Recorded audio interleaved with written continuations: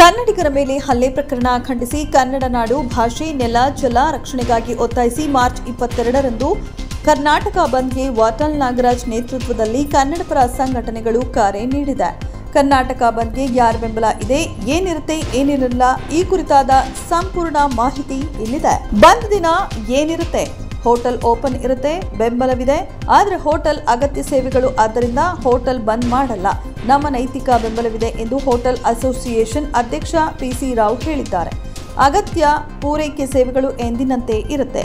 ಹಾಲು, ತರಕಾರಿ, ದಿನಸಿ ಅಂಗಡಿಗಳು, ಆಸ್ಪತ್ರೆ, ಮೆಡಿಕಲ್ ಸ್ಟೋರ್, ರೈಲು ಹಾಗೂ ವಿಮಾನ ಸೇವೆ ಕೂಡ ಇರುತ್ತೆ. ಇನ್ನು ಏನಿರಲ್ಲ ಅಂತ ಹೇಳೋದಾದ್ರೆ ನಮ್ಮ ಮೆಟ್ರೋ ಸಂಚಾರ ಬಂದ್, ಆಟೋ ಟ್ಯಾಕ್ಸಿ ಸಂಚಾರ ಬಂದ್, ಚಿತ್ರಮಂದಿರಗಳು ಬಂದ್, ಸಿನಿಮಾ ಶೂಟಿಂಗ್ ಬಂದ್, ಹೋಟೆಲ್, ಮಾಲ್ಗಳು ಅನುಮಾನ, ಕೆಎಸ್ಆರ್ಟಿಸಿ ಹಾಗೂ ಬಿಎಂಟಿಸಿ ಬಸ್ ಸಂಚಾರ ಬಂದ್ ಆಗಲಿದೆ.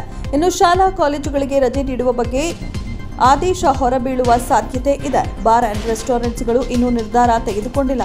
ಎಪಿಎಂಸಿ ಬಂದ್ಗೆ ಬೆಂಬಲ ಸೂಚಿಸಿದೆ. ಕರ್ನಾಟಕದಲ್ಲಿರುವ ಬೇರೆ ರಾಜ್ಯದವರು ಕನ್ನಡ ಕಲಿಯಬೇಕು, ಇಲ್ಲವಾದಲ್ಲಿ ಕರ್ನಾಟಕ ಬಿಟ್ಟು ಹೋಗಬೇಕು ಎಂದು ಆಗ್ರಹಿಸಿದರು. ತಮಿಳರು, ತೆಲುಗು, ಮಲಯಾಳಿಗಳು, ಗುಜರಾತಿಗಳು, ಬಿಹಾರಿಗಳು, ಮಾರ್ವಾಡಿಗರು ಯಾರೇ ಆಗಿರಲಿ ಕನ್ನಡ ಕಲಿಯಲೇಬೇಕು.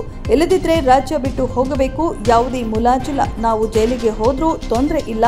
ಕರ್ನಾಟಕದಲ್ಲಿ ಇರುವುದಾದ್ರೆ ನೀವು ಕನ್ನಡ ಕಲಿಯಬೇಕು ಎಂದು ವಾಟಾಳ್ ನಾಗರಾಜ್ ಎಚ್ಚರಿಕೆ ನೀಡಿದ್ದಾರೆ.